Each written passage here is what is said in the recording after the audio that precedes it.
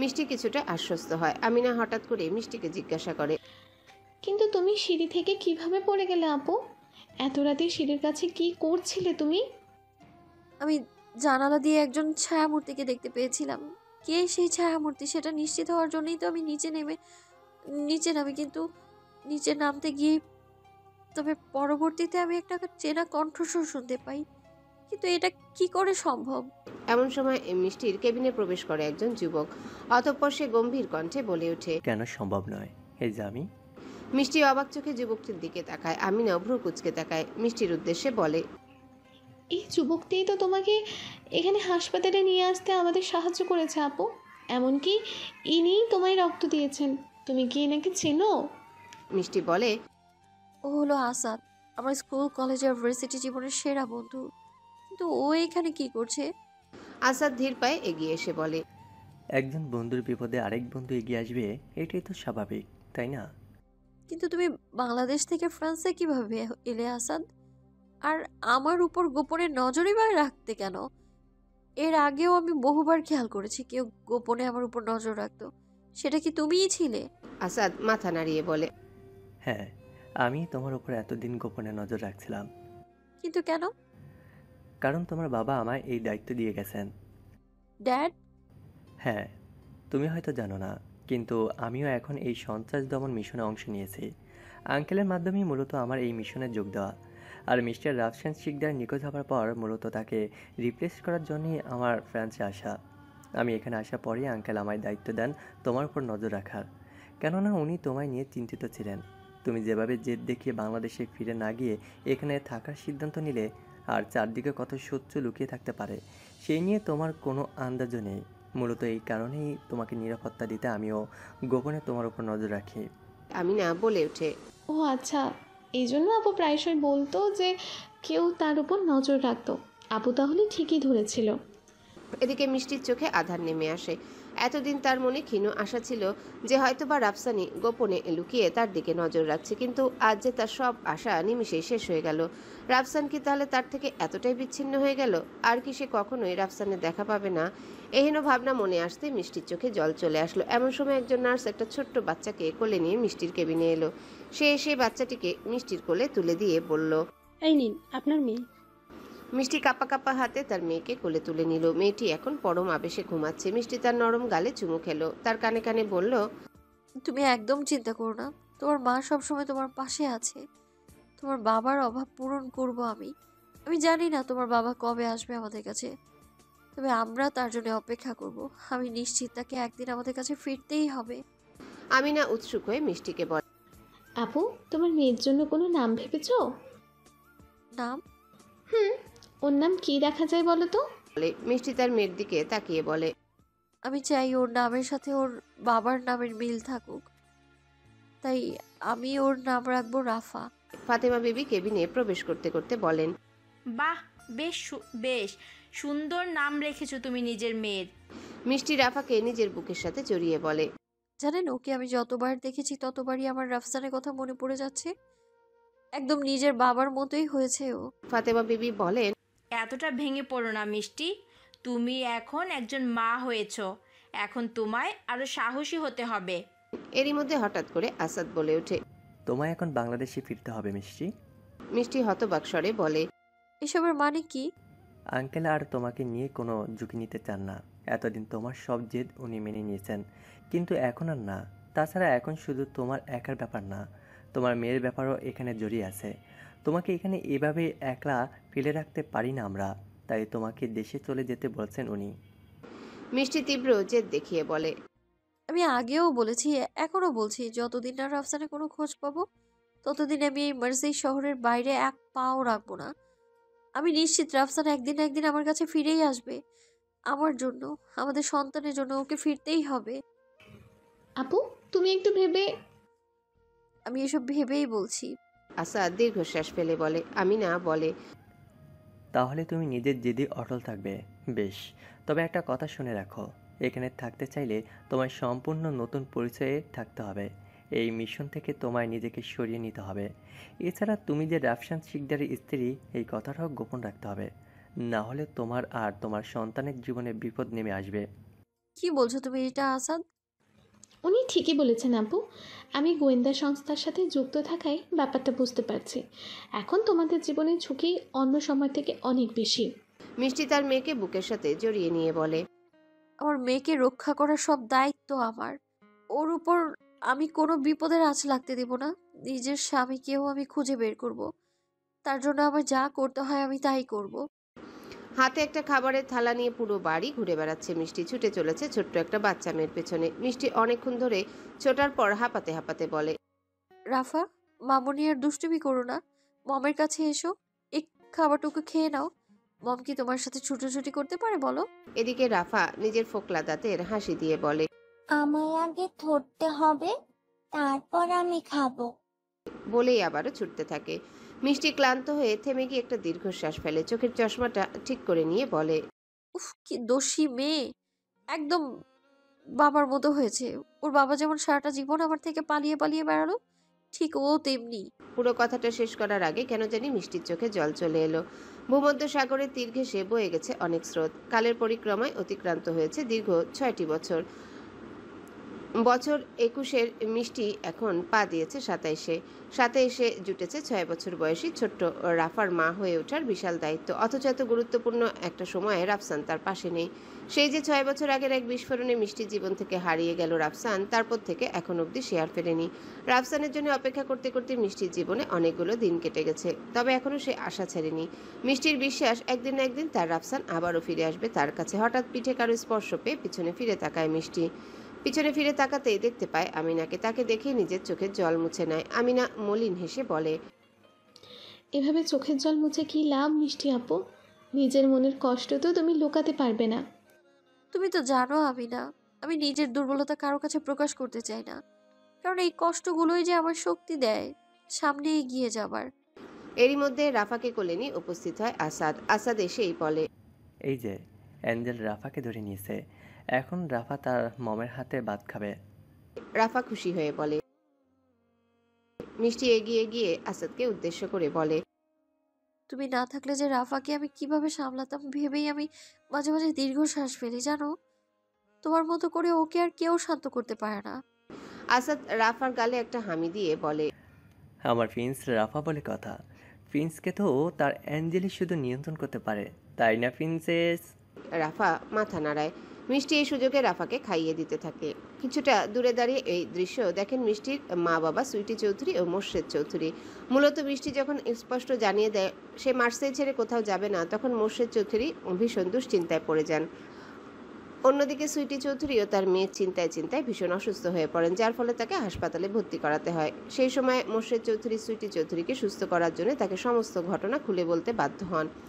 সব শুনে সুইটি চৌধুরী মিষ্টির কাছে আসার জন্য জেদ করতে থাকেন, তাই তিনি সুইটি চৌধুরীকে নিয়ে মার্সেতে চলে আসেন। তখন থেকে সুইটি চৌধুরী আর মোর্শেদ চৌধুরী এখানেই থাকেন। তবে শুধু তারা নন, রাফসানের মা রোকসানা শিকদারও এখানেই থাকেন এখন। বছর 4 আগে রাফসানের বাবা রফিক শিকদার গত হয়েছেন। তারপর রোকসানা শিকদারের বড় ছেলে রাহুল তার স্ত্রী ফারিয়াকে নিয়ে আলাদা হয়ে যায়। তখন রোকসানা শিকদার ভীষণ একাকিত্বে ভোগেন, তাই তাকেও এখানে নিয়ে আসার ব্যবস্থা করেন মোর্শেদ চৌধুরী। এখানে আসার পর নিজের নাতনি রাফাকে পেয়ে যেন রোকসানা শিকদারের একাকিত্ব দূর হয়। নিজের নাতনির মাঝেই নিজের হারানো ছেলেকে খুঁজে পান রোকসানা শিকদার। সুইটি চৌধুরী তার স্বামীকে উদ্দেশ্য করে বলে। জানো, মাঝে মাঝে আমার মেয়েটার কথা ভেবে আমার ভীষণ খারাপ লাগে। ওর তো এখনো পুরো জীবনটাই পড়ে আছে, অথচ ও নিজের জীবনটা নিজের হাতে। মোর্শেদ চৌধুরী বলে। তুমি তো জানোই এ ব্যাপারে সব কিছু, তবুও কেন বলছো বলো তো? মায়ের মন, তুমি কি বুঝবে? আমার মেয়েটাকে আমি খুব ভালো করে চিনি। ও হয়তো সবসময় হাসি খুশি থাকে, নিজের কষ্টটা প্রকাশ করে না, কিন্তু ওর মনে কি চলছে সেটা আমি ঠিকই বুঝতে পারি। আসাদের সাথে মিষ্টি ও রাফাকে হাসি খুশি থাকতে দেখে সুইটি চৌধুরী বলে ওঠেন। আচ্ছা, তুমি একবার মিষ্টির সাথে কথা বলে দেখো না, ও যদি আসাদের সাথে নিজের জীবনটা আবারও নতুনভাবে শুরু করতে রাজি হয়। তুমি কি পাগল হলে নাকি সুইটি? তুমি জানো মিষ্টি এসব শুনলে কেমন রিয়াক্ট করবে, তবুও তুমি কিভাবে এই কথা বলছো? তো আমি কি করব? তুমি দেখতে পাচ্ছ না আসাদের সাথে থাকলে ওরা মা মেয়ে দুজনেই কত হাসি খুশি থাকে। তাছাড়া আমাদের থেকে বেশি বিশ্বাসযোগ্য কাউকে কি আমরা পাবো? শুধুমাত্র বন্ধুত্বের টানে আসাদ এতদিন ধরে এভাবে মিষ্টির পাশে আছে। তবে আমি জানি আসাদের মনে মিষ্টির জন্য অনুভূতি আছে। তুমি একটু বলেই দেখো না। আমি পারবো না সুইটি, এটা আমার দ্বারা সম্ভব নয়। বেশ, তুমি যদি কিছু না করো তাহলে যা করার আমাকেই করতে হবে। আমার মেয়ের সুখের বিষয়টা আমাকেই ভেবে দেখতে হবে। দেখো, আবার এমন কিছু করো না যাতে মিষ্টি আবারও রেগে যায়। তোমাকে সেসব নিয়ে ভাবতে হবে না। আমার মেয়ের ভালোর জন্যই যা করা লাগে আমি তাই করব। রাস্তা দিয়ে শো শো শব্দ করে এগিয়ে চলছে একটা ব্র্যান্ড নিউ টেসলা মডেল 3 এর একটা গাড়ি।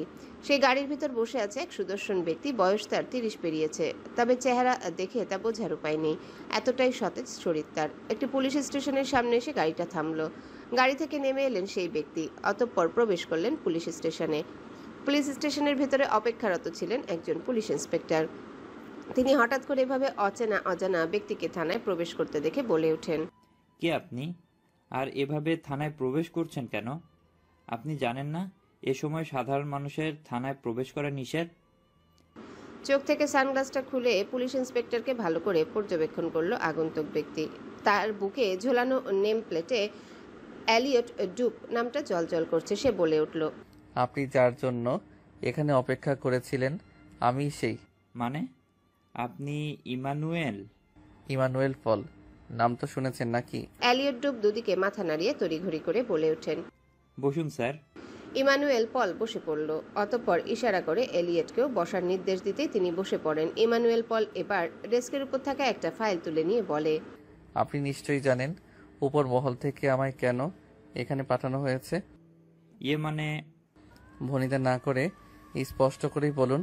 ইদানিং ভূমধ্যসাগরের তীরে অবস্থিত এই মার্সেই শহরে ক্রাইম রেট অনেক বেড়ে গেছে, যার জন্য আমার প্যারিস থেকে তড়িঘড়ি করে এখানে আসা। কোন জানি এক সিরিয়াল কিলার পরপর খুন করে যাচ্ছে, অথচ তাকে ধরা যাচ্ছে না। এর আগেও এই শহরে একটা বিস্ফোরণ ঘটেছিল 6 বছর আগে, যাতে হাজার হাজার মানুষ প্রাণ হারায়। তারপর থেকে শহরের ক্রাইম রেট অনেক নিয়ন্ত্রণে থাকলেও এখন আবার আগের মতো ক্রাইম বাড়ছে। আর সেই ক্রাইম নিয়ন্ত্রণ করতেই আমি আবার ফিরে এসেছি। এছাড়াও পুরাতন আরও অনেক হিসাব মিলানো বাকি আছে। মিষ্টি রাফাকে বিছানায় শুইয়ে দিয়েছে। মেয়েটা সবে মাত্র ঘুমালো। রাফার মাথায় হাত বুলিয়ে দিচ্ছে মিষ্টি। এমন সময় রোকসানা শিকদার আসলেন মিষ্টির রুমে। তিনি এসেই বলে উঠলেন, বৌমা। মিষ্টি দাঁড়িয়ে বলল, মা আপনি আসুন, ভেতরে আসুন।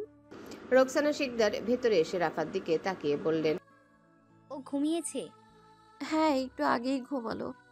সারাদিন লাফিয়ে লাফিয়ে বেরিয়ে কেবল একটু শান্ত হলো। জানো বৌমা, আমার রাফসান না ছোটবেলায় এমনই ছিল। এক দণ্ড কোথাও শান্ত হয়ে থাকতো না। আমি তো একা ওকে সামলাতে হিমশিম খেতাম। রাফসানের কথা শোনা মাত্রই মিষ্টির চেহারায় আধার নেমে এলো। রোকসানা শিকদার সেটা বুঝতে পেরে মিষ্টির কাছে এসে তার মাথায় হাত বুলিয়ে বলেন, তোমার কষ্টটা আমি বুঝি মা। আমার যে নিজেরও বুকটা ফেটে যায় নিজের ছেলেটা কথা ভাবলে। কিন্তু কি করব বলো, ভাগ্যকে যে মেনে নিতেই হবে। মিষ্টি করুণ স্বরে বলে উঠল, আপনার ছেলে কেন এমন করছে মা? দীর্ঘ 6টা বছর ধরে এইভাবে আমাদের সবাইকে কষ্ট দিচ্ছে। ও কি আর ফিরবে না আমাদের জীবনে? আজ আমার মেয়েটা ওর বাবার ভালোবাসা থেকে বঞ্চিত। আমি যে আর পারছি না মা। এতদিন ধরে তো ধৈর্য ধরে আছি আমি। এই আশায় আছি যে একদিন হয়তো ও আবারও ফিরে আসবে আমাদের কাছে। মা, আজ তোমাকে একটা কথা বলছি, মন দিয়ে শোনো। আমি মা হিসেবে এটা মেনে নিয়েছি যে রাফসান আর ফিরবে না। তুমিও আমার কথা শোনো। রাফসানের ফেরার আশা বাদ দাও। তুমি নিজের জীবনটা আবার নতুন করে শুরু করে দাও। নতুন করে শুরু করবো মানে? তোমার পুরো জীবনটা এখনো পড়ে আছে মা। কতই বা আর বয়স হয়েছে তোমার? জীবনটা কি এভাবেই কেটে যাবে? মিষ্টি বুঝতে পারে রোকসানা শিকদার কি বলতে চাইছেন। তার কথার ধরন বুঝে মিষ্টি বলে দেয়, আমার জীবনে শুধু আর শুধু রাফসানের অস্তিত্ব আছে, অন্য কারো না। প্রয়োজন আমি নিজের শেষ নিঃশ্বাস পর্যন্ত ওর জন্য অপেক্ষা করে যাব। এমন সময় সুইটি চৌধুরী রুমে এসে বলেন, এভাবে আর কত? নিজের জীবনটা নষ্ট করো না তুমি। মিষ্টি কিছুটা রাগী স্বরে বলে, তুমি তার মানে মাকে এইসব বিষয় উস্কে দিচ্ছ মম? কাজটা তুমি একদম ঠিক করনি। তোমরা সবাই কান খুলে শুনে রাখো, আমি রাফসান ছাড়া অন্য কাউকে নিয়ে জীবন শুরু করার কথা ভাববো না। সুইটি চৌধুরী ও রোকসানা শিকদার দীর্ঘ শ্বাস ফেলেন। দুজনের মুখই মলিন হয়ে যায়। সুইটি চৌধুরী বলেন, বেশ, তোমার যা খুশি তুমি করো, আমি আর তোমাকে নিয়ে কিছু ভাববো না। বলেই তিনি বেরিয়ে যান। মিষ্টি কান্না করতে শুরু করে। মিষ্টিকে কাঁদতে দেখে রোকসানা শিকদার তাকে জড়িয়ে ধরেন, মনে মনে বলেন, আল্লাহ, তুমি কি একটু মুখ তুলে তাকাবে না আমাদের দিকে? আমি নিজের জন্য তোমার কাছে আর কিছুই চাই না, শুধু এই অভাগী মেয়েটার জীবনে একটু সুখ দাও। দরজার বাইরে দাঁড়িয়ে দৃশ্য দেখে আসাদ দীর্ঘশ্বাস ফেলে। আমিনাও এদিক দিয়ে যাবার সময় আসাদকে দেখে। আমিনাও আসাদের চোখাচোখি হতেই আমিনা চোখ সরিয়ে নিয়ে চলে যেতে চায়। এমন সময় আসাদ এগিয়ে এসে আমিনাকে বলে, কি হয়েছে তোমার? এভাবে চলে যাচ্ছ কেন? আমিনা বলে, আমার কিছু জরুরি কাজ আছে। আমার থেকে পালিয়ে বেড়াচ্ছ তুমি, তাই না? আমিনা কিছু বলে উঠতে পারে না। বছরখানেক আগে ফাতেমা বিবি মারা গেছেন। তার মৃত্যুর পর আমিনা একদম একা হয়ে পড়েছিল। আমিনার সেই নিঃসঙ্গতার সময় আসাদই তার সঙ্গ দিয়েছিল, তার পাশে থেকেছে বন্ধুর মতো। কিন্তু আমিনার মনে এর ফলে আসাদের জন্য অন্যরকম অনুভূতি তৈরি হয়েছে। আমিনা যখন থেকে ব্যাপারটা বুঝতে পেরেছে তখন থেকে চেষ্টা করেছে আসাদের থেকে দূরে থাকার। এসব ভেবেই আমিনা বলে, পালিয়ে বেড়াতে যাব কেন? আমার সত্যি। আমিনা নিজের পুরো কথা শেষ করতে পারে না, তার আগে আসাদ হঠাৎ তার খুব কাছে চলে এসে বলে, তোমার চোখ দেখে আমি তোমার মনের কথা বলে দিতে পারি আমিনা, তাই আমার থেকে কোনো কিছু লুকিয়ে লাভ নেই। আমিনার পক্ষে এরপর আর সেখানে দাঁড়িয়ে থাকা সম্ভব হয় না। সে ত্রস্ত পায়ে হেঁটে স্থান ত্যাগ করে। চোখে একটা সানগ্লাস, মুখে মাস্ক পরে ভূমধ্য সাগরের তীরে দাঁড়িয়ে স্বচ্ছ জলরাশির দিকে তাকিয়ে আছেন ইমানুয়েল পল। তার দৃষ্টি স্থির। এমন সময় হঠাৎ করে পেছন থেকে কেউ তার নাম ধরে ডাকলো। পল পিছনে তাকিয়ে দেখতে পেল তার সহকর্মী এলাকে। এলা এগিয়ে এসে বলল, কি ব্যাপার পল, তুমি এখানে? আর আমি তোমাকে চারিদিকে খুঁজে বেড়াচ্ছি। আমাকে? কিন্তু কেন? কিছু জরুরি কথা ছিল সেই সিরিয়াল কিলারকে নিয়ে। আমি তার ব্যাপারে কিছু তথ্য জানতে পেরেছি। কি জানতে পেরেছো? যতদূর সম্ভব সে একজন বাহাতি ব্যক্তি। তোমার এটা কেন মনে হচ্ছে? কিছু ভুক্তভোগীর ফরেনসিক রিপোর্ট দেখে এটা আমি বুঝতে পেরেছি। বাহ, তাহলে এখন একটা কাজ করি, এই মার্সেই শহরে যত বাহাতি ব্যক্তি আছে সবাইকে জিজ্ঞাসাবাদ করি, কি বলো? হ্যাঁ, করাই যায়। বলেই দুজনে একসাথে হেসে ওঠে। এলা আবারও বলে ওঠে, তবে আমি বুঝি না, মার্সেইতে এসে থেকেই তুমি ভূমধ্যসাগরের তীরে এত সময় কেন ব্যয় করো? কোনো বিশেষ কিছু আছে নাকি এখানে? তা আছে, এই ভূমধ্য সাগরের তীরে যে মিশে আছে আমার অস্তিত্ব। ঠিক বুঝলাম না। চলো এখন যাই এখান থেকে। এলা বলল। ও আচ্ছা, চলো। দুজনে একসাথে সেই স্থান থেকে চলে যায়। মার্সে নতুন সূর্যোদয় ঘটেছে। দীর্ঘ 1 মাসের গ্রীষ্মকালীন ছুটির পর আজ রাফার স্কুল আবার খুলছে। সেজন্য মিষ্টি তাকে স্কুলে যাওয়ার জন্য তৈরি করে দিচ্ছে। এদিকে রাফার মন ভীষণ খারাপ, কারণ স্কুলে যাওয়ার তার একদম ইচ্ছা নেই। এতদিন বাসায় থেকে তার বাসায় থাকারই অভ্যাস হয়ে গেছে। মিষ্টি কিছুটা শাসনের সুরে বলে, স্কুলে তোমার যেতেই হবে, এভাবে বাসায় বসে থাকা একদম চলবে না। রাফা গাল ফুলিয়ে বসে থাকে। মিষ্টি রাফাকে তৈরি করে নিয়ে স্কুলে দিয়ে চলে আসে বাসায়। রাফার স্কুলে টিফিনের সময় সে স্কুলে ক্যান্টিনে এসে চুপচাপ বসে থাকে। এদিকে ইমানুয়েল পল রাফার স্কুলের প্রধান শিক্ষকের সাথে কথা বলতে তার স্কুলে এসেছিল, কেননা কিছুদিন আগে সেই সিরিয়াল কিলার তার উপরেও আক্রমণ করেছিল রাত্রিবেলা। যদিও বা ভাগ্যক্রমে তিনি বেঁচে গেছিলেন। তাকে জিজ্ঞাসাবাদ শেষে পল ক্যান্টিনে এসেছে কিছু খাওয়া দাওয়া করার জন্য। রাফার একদম সামনাসামনি এসে বসে সে। এদিকে রাফা মাথা তুলে অবাক চোখে পলের দিকে তাকিয়ে থাকে। পল সেটা খেয়াল করে বলে, এই সুইটি পাই, কি দেখছো আমার দিকে? রাফা অবাক স্বরে বলে, ড্যাড। পল এদিক ওদিক তাকিয়ে বলে, তোমার ড্যাডকে খুঁজছো? রাফা যেন নিজের চোখকে বিশ্বাস করতে পারে না। যাকে এতদিন ধরে সে ছবিতে দেখে এসেছে, আজ কিনা তাকে সামনাসামনি দেখছে। রাফা বলে ওঠে, তুমি এতদিন কোথায় ছিলে ড্যাড? মম তোমাকে কত খুঁজে বেরিয়েছে জানো তুমি? মম সব সময় তোমার জন্য কান্না করে, সব সময় তোমার ছবির সামনে দাঁড়িয়ে থাকে। এই সুইটি পাই, তোমার কোনো ভুল হচ্ছে। আমার কোনো ভুল হচ্ছে না, তুমি আমার ড্যাড। পল বুঝতে পারে না এই বাচ্চা মেয়েটা এমন কথা কেন বলছে। এরই মধ্যে এলা সেখানে এসে বলে, তুমি আমাকে না জানিয়ে বিয়ে করে নিলে পল? রাফা তখনও অবাক চোখে তার বাবার মতো দেখতে মানুষটার দিকে তাকিয়েছিল, যে লোকটাকে সারা জীবন ছবির মধ্যেই দেখে এসেছে, আজ কিনা তাকে নিজের চোখের সামনে দেখছে। রাফা যেন বাকরুদ্ধ হয়ে যায়। এদিকে ইমানুয়েল পল তার সহকর্মী এলার উদ্দেশ্যে বলে, তুমি ভুল বুঝছো এলা, আমি কোনো বিয়ে টিয়ে করিনি। এলা বলল, তাহলে ওই মেয়েটা তোমায় ড্যাড বলছিল কেন? ও আচ্ছা, বুঝতে পেরেছি, ও তো গার্লফ্রেন্ডের মেয়ে, তাই তো? আরে এতে এত লজ্জা পাওয়ার কি আছে? আজকাল তো এটা নর্মাল। আরে না, ও আমার গার্লফ্রেন্ডের মেয়ে না। তাহলে? জানি না, আমি তো এই মেয়েটাকে চিনিও না। এদিকে ছোট্ট রাফা নিজের ভাবনা থেকে বেরিয়ে পলকে বলে, ড্যাড, তুমি একটু অপেক্ষা করো, একটু পরেই মম আমায় নিতে আসবে। মমকে দেখলেই তোমার নিশ্চয়ই সব মনে পড়ে যাবে। পল একটু বিরক্ত স্বরে বলে, আমার মনে হয় তুমি অন্য কাউকে আমার সাথে গুলিয়ে ফেলছো সুইটি পাই, আর আমি এখানে অপেক্ষা করতে পারবো না, আমার অনেক জরুরি কাজ আছে। বলেই পল উঠে দাঁড়িয়ে এলাকে বলে। Let's go. বলেই এলার হাত ধরে টানতে টানতে পল সামনে এগোতে থাকে। রাফার কৌতূহল দমে যায় না, তাই সে তাদের পেছনে পেছনে যেতে থাকে। পল দ্রুত এলাকে নিয়ে স্কুল থেকে বেরিয়ে যায়। এদিকে রাফা স্কুল থেকে বের হতে চাইলে স্কুলের গার্ডস রাফাকে আটকে দিয়ে বলে, ভেতরে যাও বাচ্চা, স্কুল ছুটির আগে বাইরে যাওয়া যাবে না।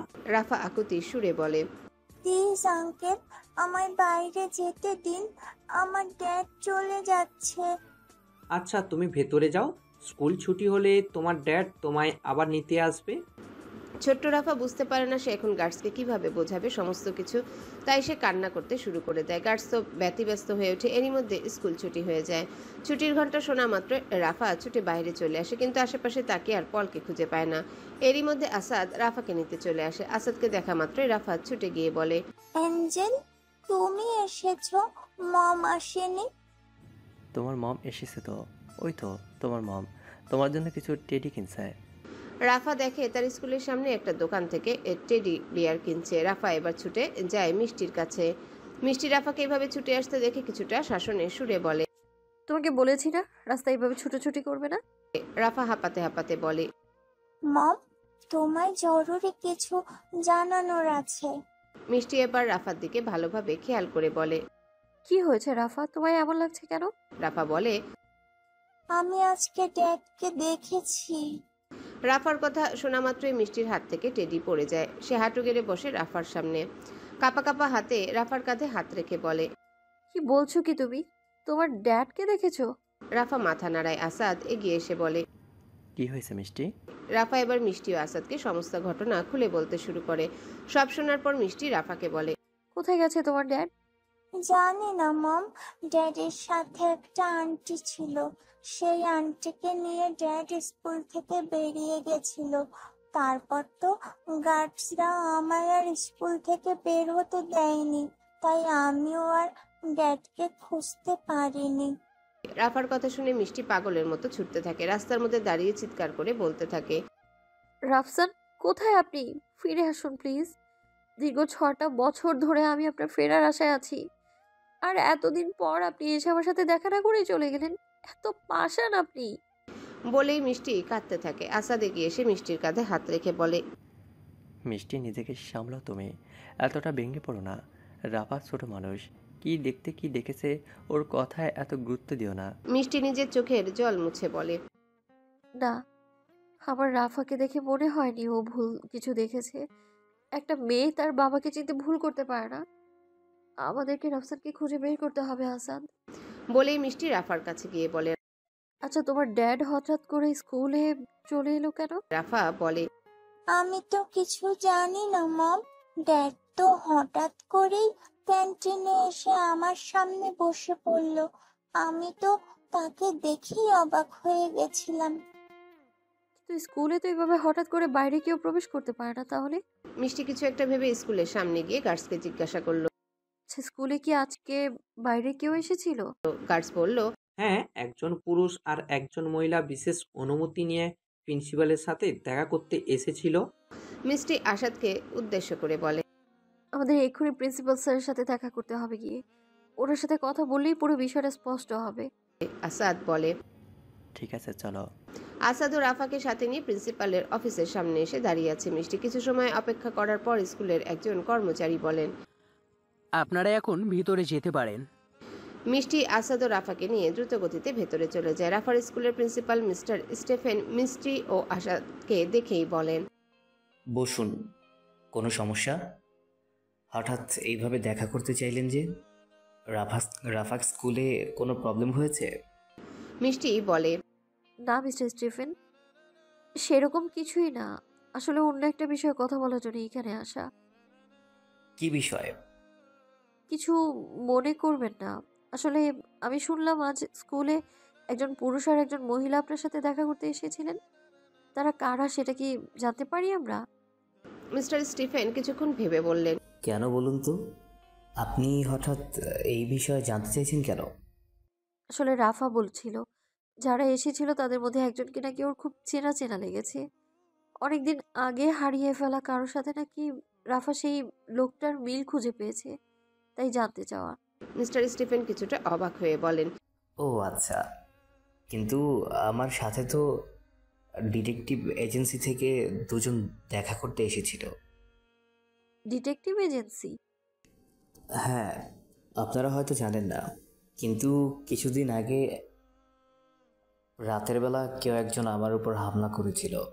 আমি সন্দেহ করেছিলাম এটা মার্সি শহরের সেই সিরিয়াল কিলারটা হতে পারে, যে একের পর এক খুন করেছে। আর সেই জন্যই আমি পুলিশের কাছে রিপোর্ট করেছিলাম। আর সে কারণেই ডিটেকটিভ এজেন্সি থেকে আমায় জিজ্ঞাসাবাদ করতে এসেছিল যে আমি সেই আক্রমণকারীর চেহারা মনে রাখতে পেরেছি কিনা।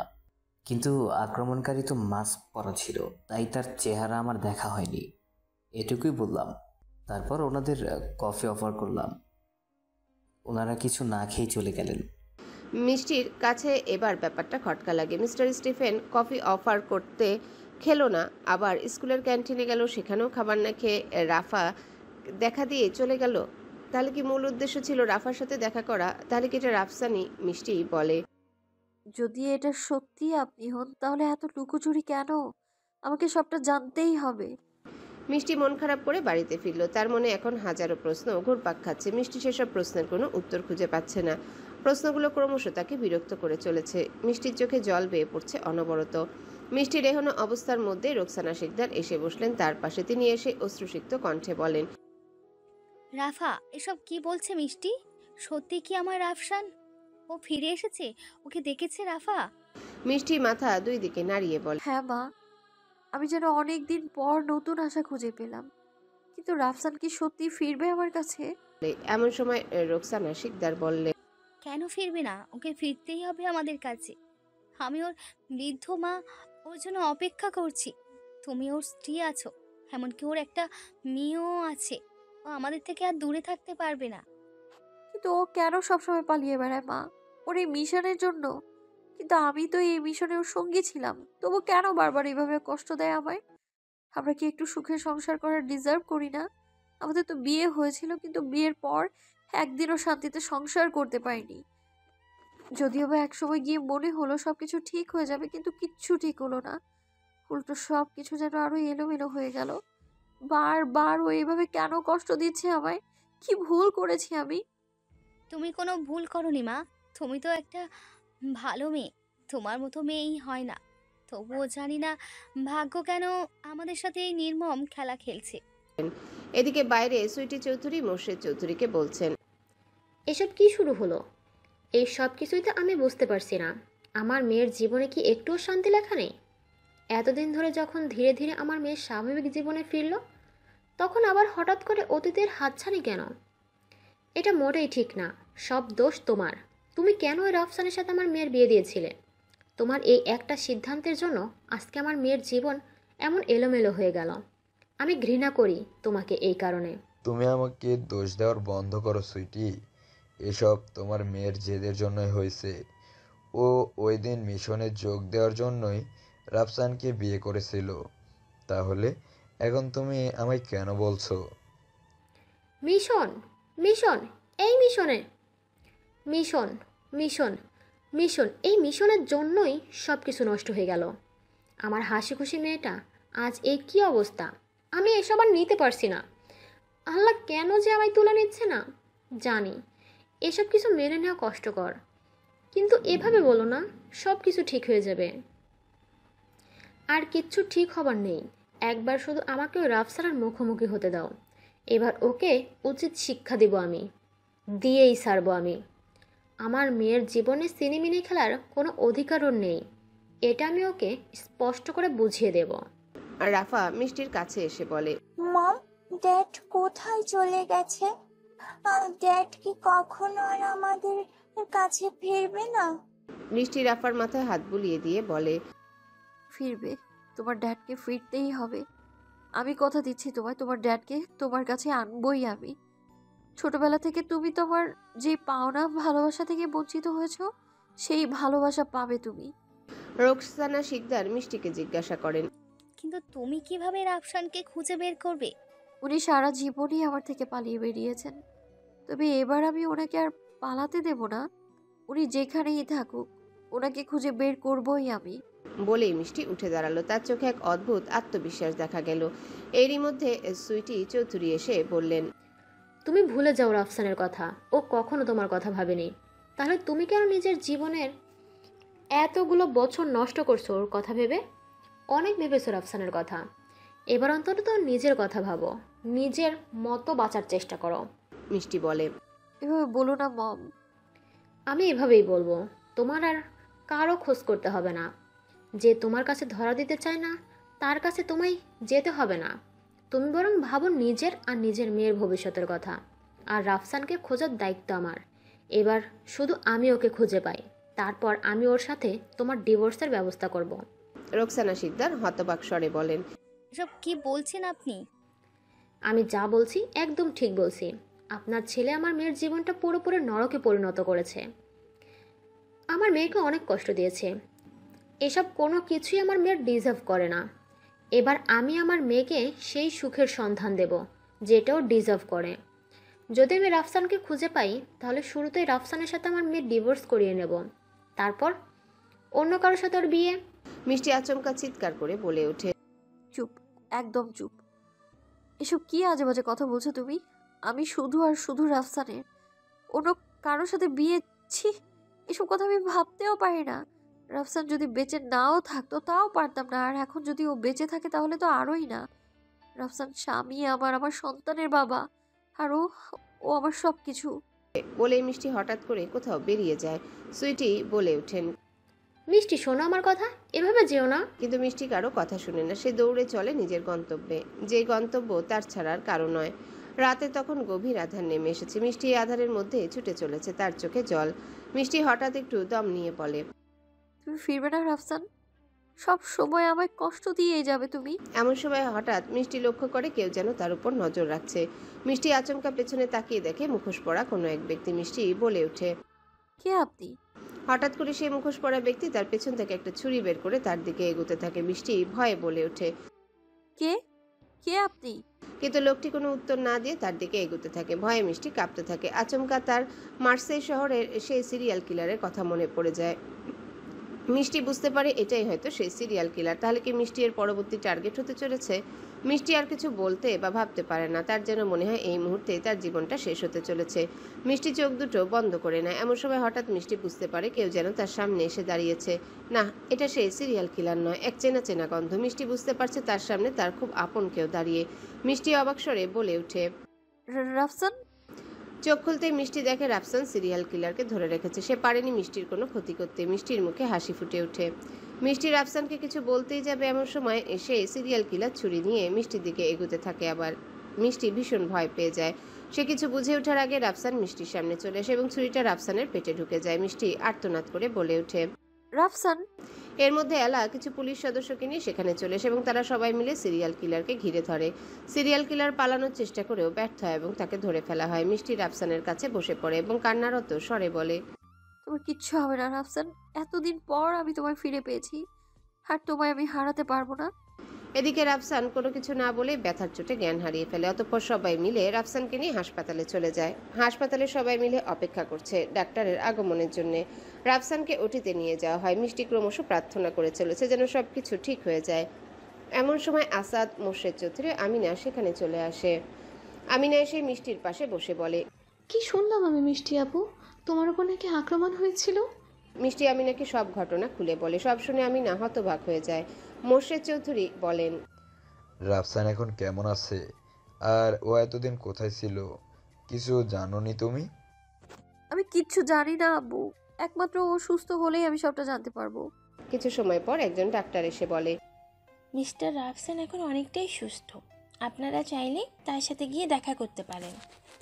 মিষ্টি আর এক মুহূর্ত অপেক্ষা না করে ভেতরে প্রবেশ করে। মিষ্টিকে দেখা মাত্রই রাফসান নড়ে চড়ে ওঠে। মিষ্টি রাফসানের পাশে বসে বলে, তুমি ঠিক আছো তো এখন? হ্যাঁ, আমি ঠিক আছি। এতদিন কোথায় ছিলে তুমি? কেন এইভাবে আমাদের থেকে লুকিয়ে বেড়ালে? দুঃখিত, আমি বুঝতে পারছি না আপনি এসব কি বলছেন। আমি লুকিয়ে বেরিয়েছি মানে? নাটক করা বন্ধ করো রাফসান। আমি জানি তুমি আমার রাফসান, আমার স্বামী তুমি। আপনি ভুল ভাবছেন। আমার নাম ইমানুয়েল পল। আমি একজন পুলিশ অফিসার। আর দুঃখিত, আমি আপনাকে চিনি না। আমি কিভাবে আপনার স্বামী হব? আমার মনে হয় আপনি কারোর সাথে আমায় গলিয়ে ফেলেছেন। মিষ্টি এবার ক্রোধান্বিত স্বরে বলে, আমি তোমায় চিনতে ভুল করিনি রাফসান। আমি জানি না তুমি কেন এইসব বলছো, কেন সত্যটা স্বীকার করছো না আমি জানি না, কিন্তু আমি শতভাগ নিশ্চিত যে তুমি আমার স্বামী রাফসান শিকদার। এর আগে তুমি আমাদের মেয়ের সাথেও দেখা করেছো। তাহলে দুঃখিত, আপনি এবার একটু বেশি অযৌক্তিক কথা বলছেন। একে তো আমি আপনাকেই চিনি না, এখন আবার আপনি আমাকে আপনার সন্তানের বাবা বানিয়ে দিচ্ছেন। এটা ঠিক না। রাফসান, এবার কিন্তু অতিরিক্ত হয়ে যাচ্ছে। 6 বছর কি কম ছিল যে তুমি আবার নতুন নাটক শুরু করেছো? এর মধ্যে আসাদ কেবিনে প্রবেশ করে। সে এসেই বলে, কি হয়েছে মিষ্টি, কোনো সমস্যা? দেখো না আসাদ, রাফসান এসব কি বলছে। ওরা কি রাফসান নয়, ওরা কি ইমানুয়েল পল। জানো 6 বছর আগেও ও আমার সাথে এইসব মিথ্যে নাটক করেছিল। তখন হয়তো আমি ওকে চিনতে পারিনি, কিন্তু এবার আমি নিশ্চিত যে এই আমার রাফসান। যদি ও আমার রাফসান না হতো তাহলে এভাবে বিপদের মুখে ঝাঁপিয়ে পড়ে আমায় রক্ষা করতো না। শুনুন, আমি যা করেছি নিজের দায়িত্ব থেকে করেছি। আমি একজন পুলিশ অফিসার, আর তাই এটা আমার দায়িত্ব যে আমাকে মানুষের নিরাপত্তা নিশ্চিত করতে হবে। মিষ্টি রাফসানের কাছে গিয়ে তার হাত ধরে বলে, আমার চোখের দিকে তাকিয়ে বলো যে তুমি আমার রাফসান নও। এমন সময় এলা সেখানে চলে আসে এবং কেবিনে প্রবেশ করে মিষ্টিকে ধাক্কা দিয়ে রাফসানের কাছ থেকে সরিয়ে দেয়। আসাদ মিষ্টিকে পড়ে যাওয়ার হাত থেকে বাঁচায়। এলা রাগান্বিত স্বরে বলে, এ মেয়ে, দূরে থাকো আমার পলের থেকে। পল আমার বয়ফ্রেন্ড এবং ফ্রিয়ন্সে। খুব শীঘ্রই আমাদের বিয়ে হতে চলেছে, তাই একদম ওর কাছে ঘেঁষার চেষ্টা করবে না। মিষ্টি হতবাক স্বরে বলে, এসব কি বলছেন আপনি? ও রাফসান, ও আমার স্বামী। আপনি ওর ফিয়ান্সে মানে? ও আপনার কোনো স্বামী নয়, ও আমার ফিয়ন্সে। ওকে আমি ছোটবেলা থেকে চিনি। ওর নাম রাফসান নয়, বুঝতে পেরেছেন আপনি? এটা কি করে সম্ভব? আমি নিজের স্বামীকে চিনতে ভুল করতে পারি না। আচ্ছা একটু অপেক্ষা করুন, আমি আমার স্বামীর সাথে আমার কিছু ছবি আপনাকে দেখাচ্ছি। বলেই নিজের ফোনে নিজেরা রাফসানের কিছু ছবি বের করে এলাকে দেখায়। এলা ছবিগুলো দেখে হতবাক স্বরে বলে, ইনি তো দেখতে একদম পলের মতো, কিন্তু এটা কি করে সম্ভব? দেখেছেন, ও হলো আমার স্বামী রাফসান। এমন সময় ইমানুয়েল পল বলে ওঠে, আমি রাফসান নই, আমি ইমানুয়েল পল। রাফসান মারা গেছে। না, এটা হতে পারে না। এটাই সত্যি। আমি আপনার স্বামীর কবরও আপনাকে দেখাতে পারি। কি? এই ব্যাপারটা আমি আপনাকে জানাতে চাইনি, কারণ আপনি হয়তো কষ্ট পাবেন। আপনার স্বামী মৃত্যুর আগে আমায় বলেছিল আপনাদের এসব কথা না জানাতে। আমি হলাম ইমানুয়েল পল। আমার পরিচয়ে আপনার স্বামী এই দেশে ছিল, কিন্তু আজ থেকে 6 বছর আগে যে বিস্ফোরণ ঘটেছিল সেই দুর্ঘটনাতেই ওনার মৃত্যু হয়েছিল। আমি নিজে ওনার লাশ দাফন করেছিলাম। আর মিষ্টি হঠাৎ করেই চিৎকার করে উঠে সে বলে ওঠে, না, এটা হতে পারে না। এটা বলেই সে জ্ঞান হারিয়ে ফেলে। মিষ্টি জ্ঞান হারানোর পরই আসাদ তাকে ঘিরে ধরে। মিষ্টির জ্ঞান ফিরতে সে নিজের চোখের সামনে নিজের মাকে দেখতে পায়। রোকসানা শিকদার ও রাফাও ছিল সেখানে। রাফা বলে ওঠে, মম, তুমি ঠিক আছো তো? ড্যাড খুব পচা। ড্যাড তোমায় অনেক কষ্ট দিয়েছে। আমি ড্যাডকে বকে দেব। আর মিষ্টি রাফাকে জড়িয়ে ধরে কেঁদে ওঠে। সুইটি চৌধুরী বলে ওঠেন, ব্যাস, অনেক হয়েছে। এসব নাটক এবার বন্ধ করা হোক। রাফসান যদি মারা গিয়ে থাকে তাহলে তো আর বাধা নেই। তুমি তাহলে এবার দ্বিতীয় বিয়ে করার জন্য প্রস্তুত থাকো। আসাদের সাথে খুব শীঘ্রই আমি তোমার বিয়ে দেব। মম, ব্যাস, আর কোনো কথা না। এমন সময় রোকসানা শিকদার বলে ওঠে, আমিও তোমার মায়ের মতো একমত। এবার তুমি নিজের জীবন নতুন করে শুরু করো। মিষ্টি বলে, বেশ, তোমরা সবাই যদি এটাই চাও তাহলে তাই হবে। আমি দ্বিতীয় বিয়ে করতে রাজি। তোমরা বিয়ের আয়োজন শুরু করো। মিষ্টি নিজের রুমে বসে আছে বিষণ্ণ মনে। এমন সময় হঠাৎ করে রাফা মিষ্টির রুমে এসে প্রবেশ করে। রাফা এসেই বলে, মম, ড্যাড কোথায়? ড্যাড কি আর আসবে না আমাদের কাছে? মিষ্টির মেজাজ এমনিতেই ভালো ছিল না। তারপর রাফার মুখে এহেন কথা শুনে সে বলে ওঠে, ড্যাড ড্যাড ড্যাড এছাড়া কি আর কোনো কথা নেই তোমার মুখে? একটা কথা কান খুলে শুনে রাখো, মরে গেছে তোমার ড্যাড। বুঝতে পেরেছো তুমি? তোমার ড্যাড আর নেই। এখন বিদায় হও আমার চোখের সামনে থেকে। রাফা কাঁদতে কাঁদতে বলে, না, তুমি মিথ্যে বলছো মম। ড্যাডির কিচ্ছু হয়নি।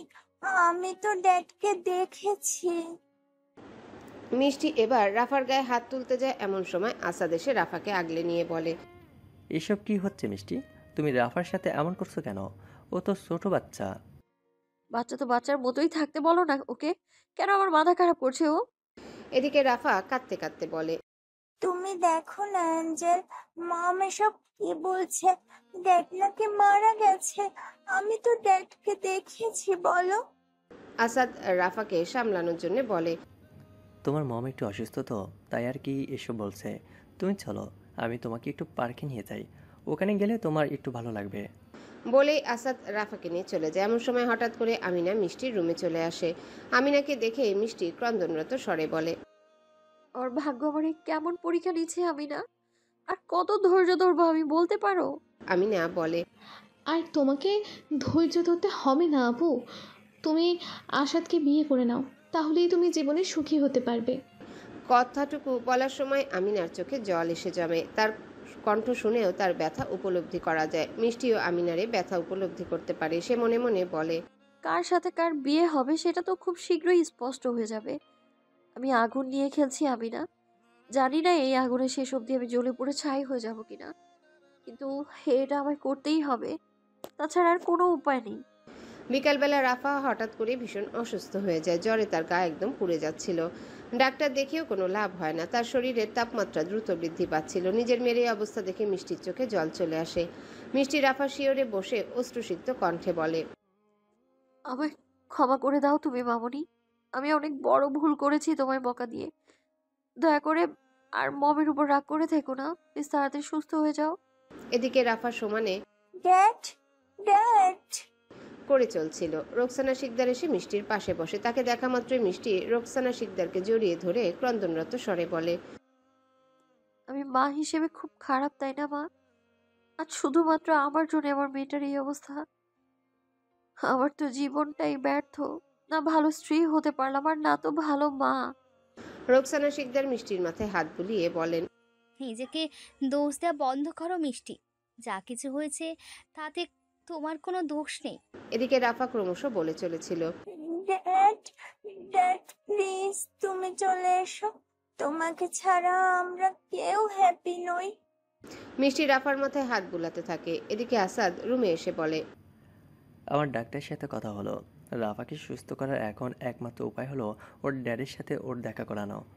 রোকসানা শিকদার হতবাক স্বরে বলেন, কিন্তু এটা কিভাবে সম্ভব? আসাদ বলে, অবশ্যই সম্ভব, আপনি শুধু আমার উপর একটু ভরসা রাখুন। বলেই সে নিজের ফোন বের করে কাউকে একটা কল করে। অতঃপর আসাদ বলে, আমাকে ইমিডিয়েটলি ইন্সপেক্টর ইমানুয়েল পলের ফোন নাম্বার দিন। আমার ভীষণভাবে দরকার তার নাম্বার। কিছু সময় পর ইমানুয়েল পল এসে বসে রাফা শিওরের কাছে। রাফা বলতে থাকে, ড্যাড। এমন সময় পল বলে ওঠে, হ্যালো সুইটি পাই। রাফা পলের কণ্ঠ শোনা মাত্রই বলে ওঠে, তুমি এসেছো ড্যাড। আমি জানতাম তুমি ফিরবে। মম কিচ্ছু জানে না। মম বলছিল তুমি নাকি আর ফিরবে না। তুমি আমার হয়ে একটু মমকে বকে দাও তো। ঠিক আছে, আমি তোমার মমকে বকে দেব। তুমি এখন তাড়াতাড়ি সুস্থ হয়ে ওঠো। জানো ড্যাড, ছোটবেলা থেকে আমার সব ফ্রেন্ডদের কাছে তাদের ড্যাডের সাথে মজা করার গল্প শুনতাম, কিন্তু আমার সাথে মজা করার কেউ ছিল না জানো। আমি খুব মিস করেছি তোমায়। পল এবার একটু আবেগপ্রবণ হয়ে পড়ে। এদিকে ওষুধের প্রভাবেও পলের আশায় কিছুটা স্বস্তি অনুভব করায় রাফা ধীরে ধীরে ঘুমের কোলে ঢলে পড়ে। রাফা ঘুমিয়ে পড়ার কিছু সময় পর পল উঠে দাঁড়ায়। আসাদ এগিয়ে এসে পলকে বলে, আপনাকে অসংখ্য ধন্যবাদ এখানে আসার জন্য। আপনি না এলে যে কি হতো। কোনো ব্যাপার না, মেয়েটা বড্ড ইনোসেন্ট। আর ভীষণ অভাগী জানেন তো। জন্মের পর থেকে বাবার সহসহ্য পায়নি। অ্যাকচুয়ালি আমায় এখন কিছু জরুরি কাজে যেতে হবে। হ্যাঁ যান। পল রুম থেকে বেরিয়ে কিছু দূর যেতে হঠাৎ কেউ পেছন থেকে ডাক দেয়, রাফসান। পল এবার পিছনে ফিরে তাকায়। রোকসানা শিকদার পলের দিকে এগিয়ে যান। অতঃপর তাকে জড়িয়ে ধরে বলেন, এতদিন কোথায় ছিলিস বাবা? এই বুড়ো মায়ের কথা কি একবারও মনে পড়েনি? তোর বাপ তো তোর অপেক্ষায় থাকতে থাকতে আল্লাহর ডাকে সাড়া দিয়ে চলে গেলেন। আর আমি, আমার কথা আর কি বলবো? দেখতেই পারছিস আমার কি অবস্থা হয়েছে। পল বলে ওঠে, আপনি ভুল করছেন আন্টি, আমি রাফসান নই, আমি ইমানুয়েল পল। চুপ, একদম চুপ কর তুই। গোটা দুনিয়ার সামনে তুই নাটক করতে পারবি, কিন্তু নিজের মায়ের সামনে তোর কোনো নাটক চলবে না। আমি ঠিক চিনতে পেরেছি, তুই আমার রাফসান। পল আর কিছু বলবে এমন সময় মিষ্টি সেখানে এসে বলে, উনি ঠিক বলছেন মা, উনি আপনার ছেলে নন, উনি হলেন ইমানুয়েল পল। উনি যদি আপনার ছেলে হতো তাহলে আপনার এত কষ্ট দেখিয়েও এইসব অভিনয় চালিয়ে যেতে পারতো না। মিষ্টির দিকে অদ্ভুত দৃষ্টিতে তাকায় পল। এদিকে মিষ্টির পেছনে মোর্শেদ চৌধুরীও সুইটি চৌধুরীও ছিল। মিষ্টি বলে ওঠে, এতক্ষণ সময় যখন দিতে পারলেন, আর একটু সময় দিতে পারবেন না মিস্টার পল? অ্যাকচুয়ালি আজ আমাদের বাড়িতে ছোট্ট পরিসরে আমার আর আসাদের এঙ্গেজমেন্ট হতে চলেছে। এমনিতে বাইরে কাউকে বলিনি, আপনি না হয় গেস্ট হিসেবেই উপস্থিত থাকলেন। পল বলল, আসলে আমার কিছু বেশিক্ষণ লাগবে না, আপনি শুধু আমাদের সাথে ড্রয়িং রুমে চলুন, এখনই সব হয়ে যাবে। বলেই মিষ্টি এক প্রকার জোর করে পলকে ড্রয়িং রুমে নিয়ে যায়। সেখানে আসাদ অপেক্ষারত ছিল। মিষ্টি আসতেই রাফসান একটা আংটি নিয়ে এগিয়ে আসে মিষ্টির দিকে। সুইটি চৌধুরী স্বস্তির নিঃশ্বাস ফেললেন। মিষ্টি পলের দিকে তাকায়, তার দৃষ্টি ছিল স্থির। ধীরে ধীরে আসাদ মিষ্টিকে আংটিটা পরিয়ে দেয়। অতঃপর মিষ্টিও একটা আংটি পরিয়ে দেয় আসাদের হাতের অনামিকা আঙ্গুলে। সুইটি চৌধুরী বলেন, যাক, তোমাদের এঙ্গেজমেন্ট সম্পূর্ণ হলো। কিছুটা দূর থেকে এই দৃশ্য দেখে আমিনার চোখ জলে ভিজে উঠল। এদিকে মিষ্টিও ভেতরে ভেতরে শেষ হয়ে গেল, তবে নিজের দুঃখ প্রকাশ করলো না। পলের দিকে তাকিয়ে দেখলো সে এখনো ভাবলেশীনভাবে দাঁড়িয়ে। মিষ্টি মনে মনে বলে, আমিও দেখবো তুমি আর কতদিন এভাবে শক্ত থাকতে পারো, নিজেকে আর আমাকে আর কত কষ্ট দিতে পারো তুমি। মিষ্টি বধূবেশে তৈরি হয়ে নিচ্ছে, কারণ আজ তার সাথে আসাদের বিয়ে হবার কথা। সুইটি চৌধুরী চাননি বেশি সময় নষ্ট করতে, তাই আজকের দিনে পারিবারিকভাবে সাদামাটা আয়োজনে বিয়েটা সম্পন্ন করা হবে বলে ঠিক করেছেন তিনি। আমিনা মিষ্টির পাশেই আছে। মিষ্টিকে সাজানোর পুরো কাজটাই সে সম্পন্ন করেছে নিজের বুকে পাথর চেপে। মিষ্টির সাজ সম্পন্ন হতেই আমিনা মুখে একটা মেকি হাসি দিয়ে বলে, বাপু, তোমাকে কি সুন্দর লাগছে। মিস্টার আশাদ তো আজ তোমায় দেখে পাগল হয়ে যাবে। আমিনার মনে লুকানো কষ্ট ঠিকই উপলব্ধি করতে পারে মিষ্টি, তাই সে কোনো প্রতিক্রিয়া দেখায় না। এর মধ্যে সুইটি চৌধুরী সেখানে এসে বলেন, সাজগোজ হয়ে গেছে? ইস, মিষ্টির ড্যাড যে কোথায়, সে কখন গেছে মার্সের ওল্ড মসজিদের ওখানে কাজে ডাকতে, কিন্তু এখন আসার কোনো খেয়াল নেই। ধর। বলেই তিনি আবার কাউকে একটা ফোন করে বাইরে ছুটে যান। তিনি চলে যাবার কিছু সময় পর আসাদ বর বেশি মিষ্টির রুমে চলে আসে। আসাদকে আসতে দেখে আমিনার বুকটা হাহাকার করে ওঠে। লোকটাকে বর বেশে কতটাই না সুন্দর লাগছে।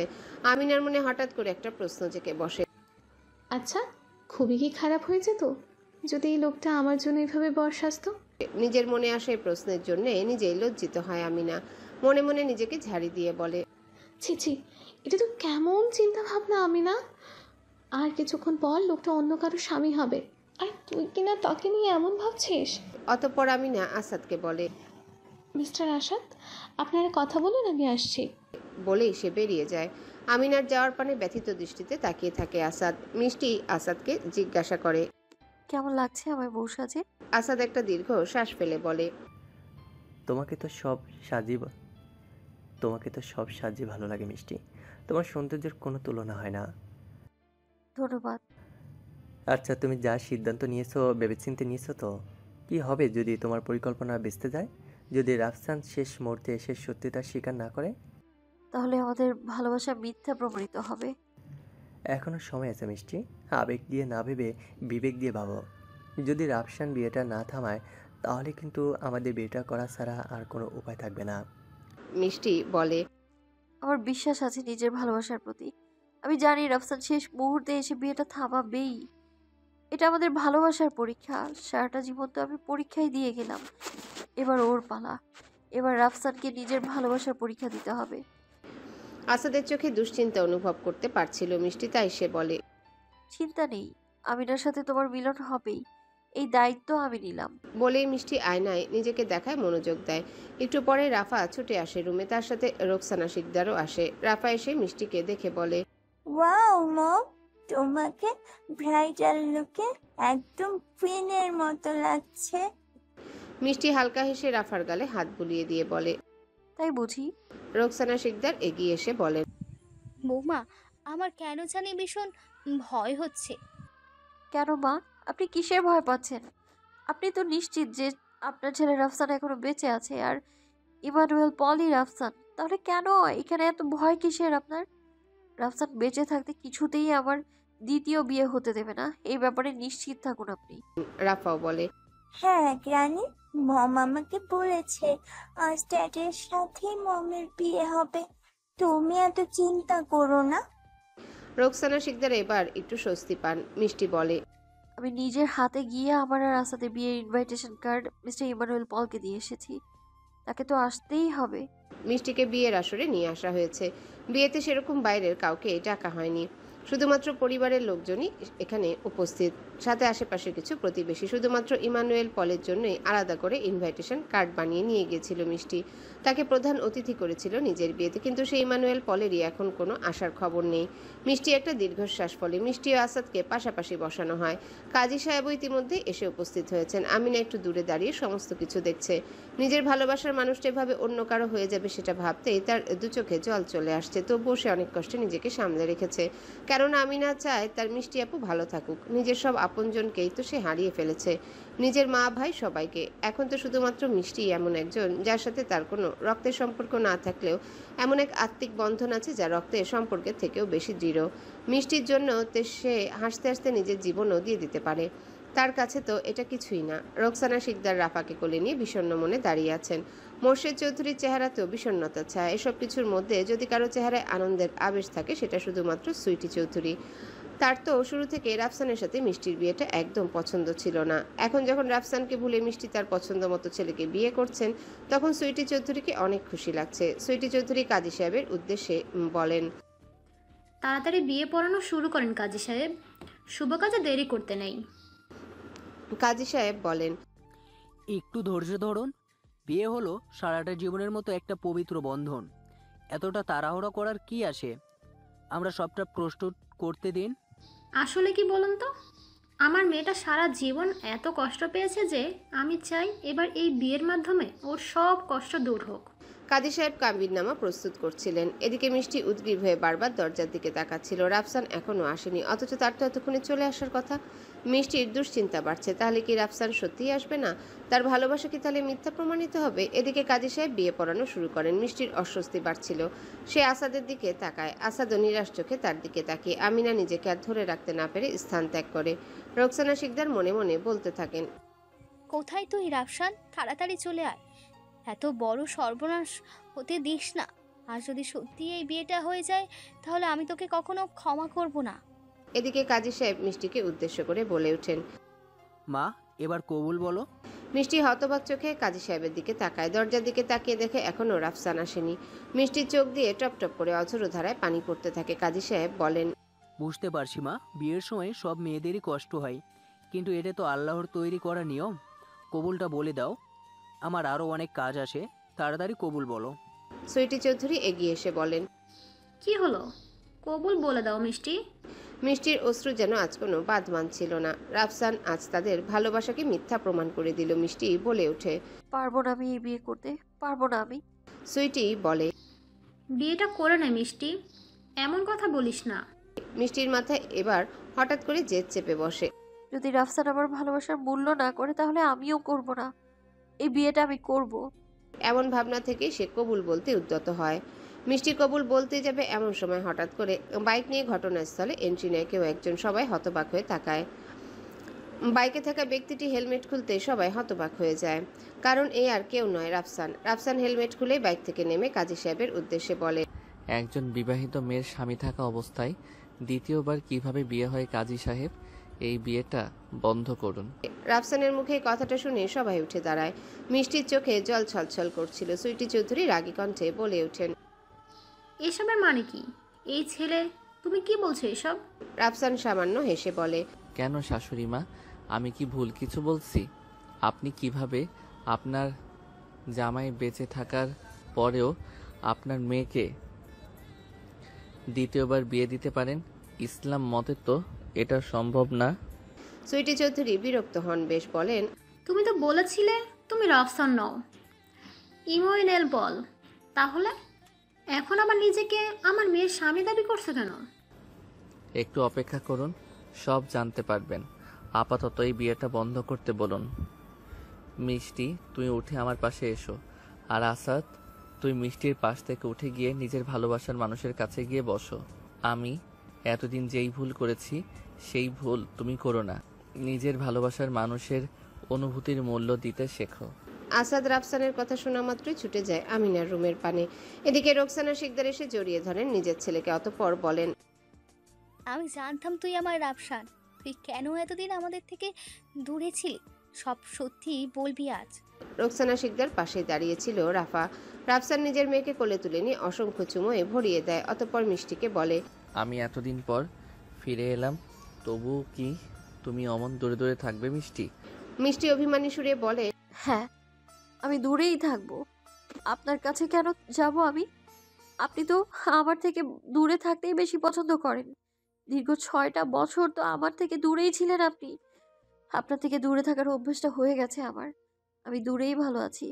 রাফসান ব্যথিত স্বরে বলে, তোমার সব অভিমানের কথা আমি জানি, কিন্তু কি করব বলো, আমি তো নিরুপায় ছিলাম। সুইটি চৌধুরী রাগী কণ্ঠে বলেন, কি এমন নিরুপায় ছিলে যে তুমি এতগুলো দিন নিজের স্ত্রী সন্তানের থেকে দূরে থাকতে হলো তোমার? রাফসান কিছু বলতে নেবে এমন সময় মিষ্টি বলে ওঠে, থাক, তোমাকে আর কোনো অজুহাত দিতে হবে না। তুমি এসেছো, খুব ভালো হয়েছে। এখন নিজের মেয়ে, মা, সবাইকে নিয়ে একটু সুখে শান্তিতে থাকো। বলেই মিষ্টি চলে যেতে না এমন সময় রাফসান মিষ্টির পথ আটকে দেয়। মিষ্টি বলে, আমার সামনে থেকে সরে দাঁড়াও। না, সরব না। আমি জানি তোমার এই রাগ করা স্বাভাবিক, কিন্তু আমার কথাটা তো শোনো, যে কেন এতদিন আমি তোমার থেকে দূরে ছিলাম। কি লাভ হবে এইসব শুনে? আমি কি আবার আমার হারানো দিনগুলো ফেরত পাবো? আমার সেই কষ্টগুলো কি মুছে যাবে? আর আমার মেয়ে যে এতদিন নিজের বাবার ভালোবাসা ছাড়া বড় হলো, তোমার বৃদ্ধ বাবা তোমার অপেক্ষা করতে করতে ইন্তেকাল করলেন, তোমার মা যে তোমার জন্য কেঁদে কেঁদে জীবন যাপন করলো, সব কি ঠিক হয়ে যাবে? আমি জানি তোমার কাছে তোমার মিশনটাই সবচেয়ে বেশি গুরুত্বপূর্ণ। হয়তোবা এই সব কিছুই নিজের মিশনের জন্যই করেছো তুমি। তুমি তো আগেই বলেছিলে তোমার ফার্স্ট প্রায়োরিটি তোমার মিশন। ঠিক বলছো তুমি, কিন্তু এতদিন আমি স্বেচ্ছায় তোমাদের থেকে দূরে ছিলাম না, বরং আমাকে পরিকল্পনা করে তোমাদের থেকে দূরে রাখা হয়েছিল। পরিকল্পনা করে মানে? আজ থেকে 6 বছর আগে যখন মার্সেইতে বিস্ফোরণ ঘটেছিল, সেই দুর্ঘটনায় আমি মারাত্মক আহত হলেও নিহত হইনি। সেখান থেকে আমায় একটা হাসপাতালে নিয়ে যাওয়া হয়।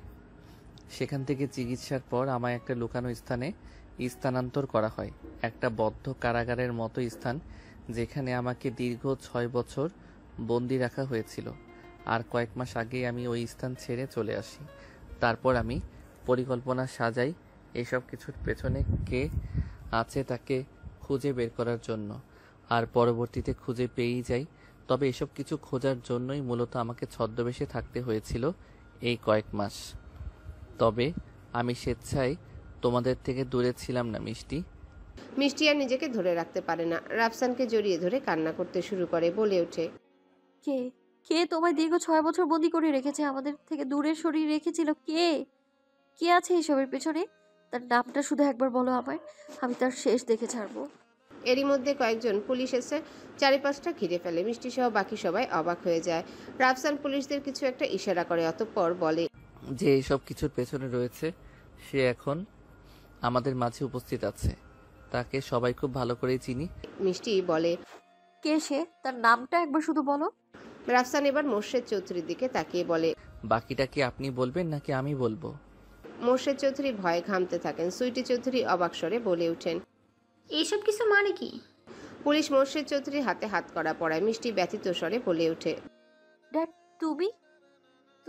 তুমি আছো এইসবের পেছনে? না মানে? রাফসান বলিষ্ঠ কণ্ঠে বলে, সত্যটা অস্বীকার করে আর কোনো লাভ নেই মিস্টার মোর্শেদ চৌধুরী। আপনার বিরুদ্ধে সব প্রমাণ আমাদের হাতে আছে। আপনি এই সন্ত্রাসী সংগঠনের অন্যতম এক সদস্য, যে টাকার বিনিময়ে গোটা বিশ্বের সমস্ত মানুষের জীবন নিয়ে ছিনিমিনি খেলছেন। সুইটি চৌধুরী বলে ওঠেন, এসব কি বলছো মিস্টার ড্যাড? এসবের মানে কি? তুমি সত্যি? বলতে বলতেই কেঁদে ফেলেন তিনি। মিষ্টি মোর্শেদ চৌধুরীর সামনে গিয়ে বলে, কেন এমন করলে ড্যাড? এসবের পেছনে তোমার কি স্বার্থ ছিল?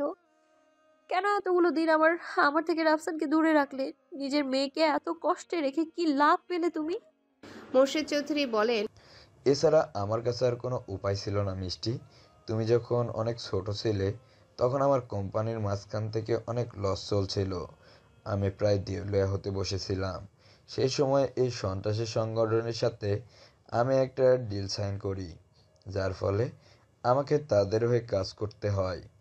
আর তাদের কথা মতো বাংলাদেশ থেকে অনেককে আমি এই মিশনের কথা বলে সন্ত্রাসী সংগঠনের সাথে যুক্ত করতে চেয়েছিলাম। তারাই আমাকে মূলত একটা গোয়েন্দা সংস্থায় কাজে পাঠিয়ে দিয়েছিল, যার বদলতে আমি ওইসব কিছু করছিলাম।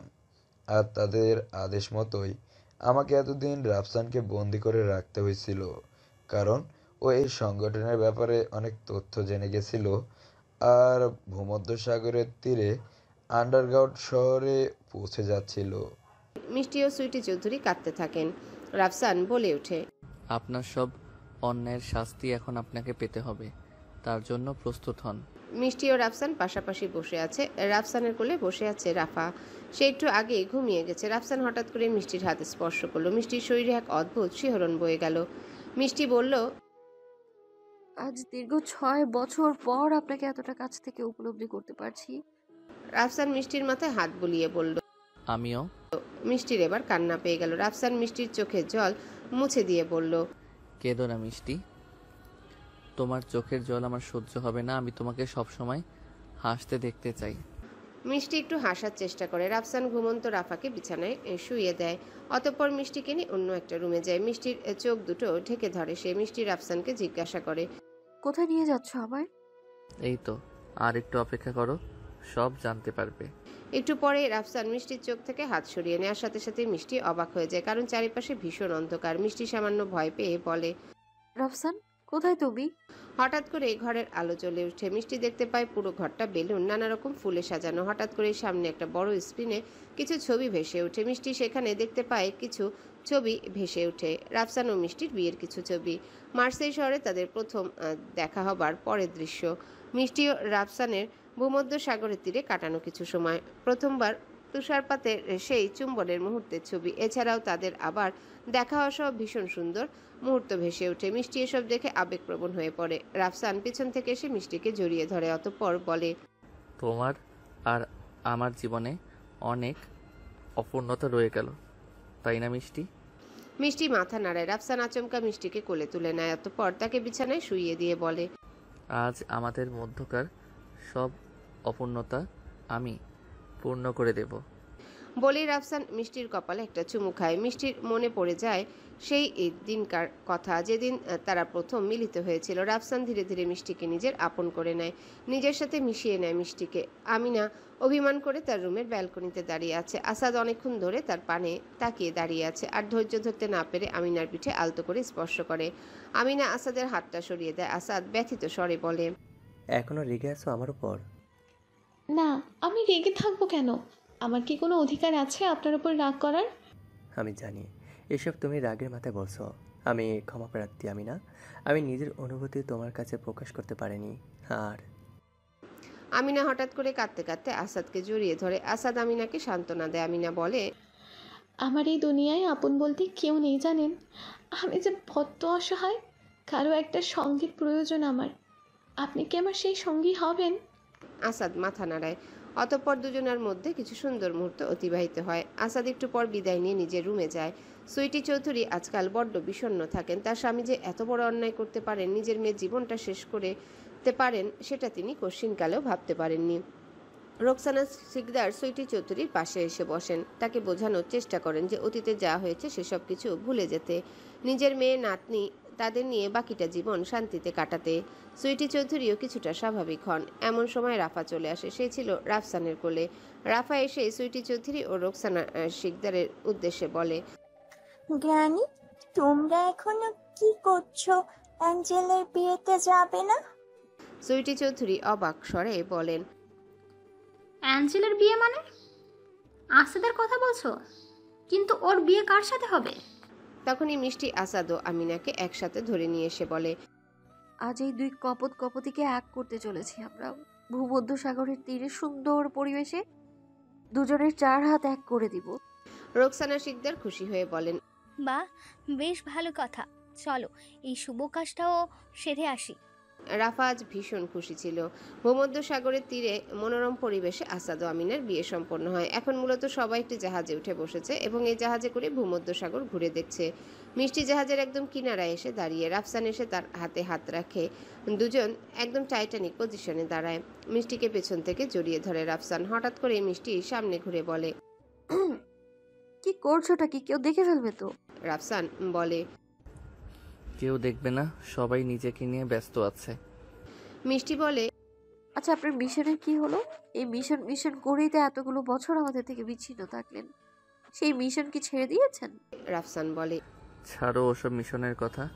আমরা ছাড়াও আরও অনেক মানুষ আছে যারা এই মিশনে কাজ করতে পারে। এখন আপাতত আমরা আমাদের ফ্যামিলি মিশন নিয়ে ভাবি। আমাদের রাফার তো আরও 2-3টা ভাই বোনের দরকার। মিষ্টি লজ্জা পেয়ে যায়। রাফসান বলে, এবার আমরা ভালোবাসার মিশনে অংশ নেব। এই মিশন আমাদের জীবন থেকে অনেক কিছু কেড়ে নিয়েছে, কিন্তু আর নয়। খুব শীঘ্রই আমরা ফ্রান্স ছেড়ে নিজের দেশে ফিরে যাব ভাবছি। তারপর সেখানে আমাদের নতুন জীবন শুরু করব। মিষ্টি আবেগপ্রবণ হয়ে যায়। আজ দীর্ঘ 7 বছর থেকে সে এই মার্সেই শহরে কাটাচ্ছে। আবারও নিজের জন্মভূমিতে ফেরার কথা যেন তাকে আবেগপ্রবণ করে তুলেছে। রাফসান বলে, তুমি খুশি তো? ভীষণ খুশি। আমাদের মেয়ে রাফা, আমার সব সময় আমি চাইতাম যে ও আমাদের দেশেই বেড়ে উঠুক। অবশেষে আমার চাওয়াটা পূর্ণ হতে চলেছে। এই মার্সেই শহরে, এই ভূমধ্যসাগরের তীরেও আমার অনেক স্মৃতি আছে, যদিও তার বেশিরভাগই নেতিবাচক। তবে তবে এই অভিজ্ঞতা আমি সব সময় মনে রাখবো। রাফসান মিষ্টিকে বলে, আচ্ছা, বাংলাদেশে গিয়ে সবার আগে তুমি কি করবে? মিষ্টি কিছু একটা ভেবে বলে, বাংলাদেশে গিয়ে আমি সবার আগে একজনের সাথে দেখা করব। রাফসান জিজ্ঞাসা করে, কার সাথে দেখা করবে তুমি? আমার এক বান্ধবী আছে, ওর কথা আমার খুব মনে পড়ে। জানেন, ও এখন অনেক কষ্ট আছে। কি বলছো তুমি? কি নাম তোমার বান্ধবীর? আর তার কষ্টই বা কি? আমার বান্ধবীর নাম দৃঢ়তা।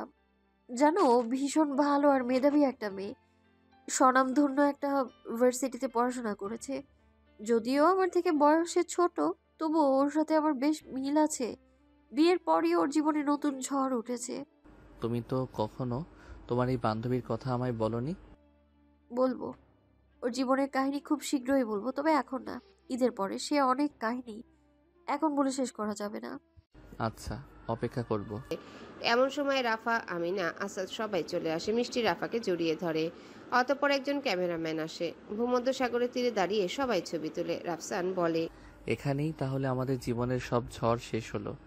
বাকিটা জীবন তোমাকে আর আমাদের মেয়েকে নিয়ে সুন্দরভাবে কাটাতে চাই মিষ্টি। মিষ্টি বলে, আমিও। এবার সব দুঃখ মুছে সুখে ভেসে যাবার পালা।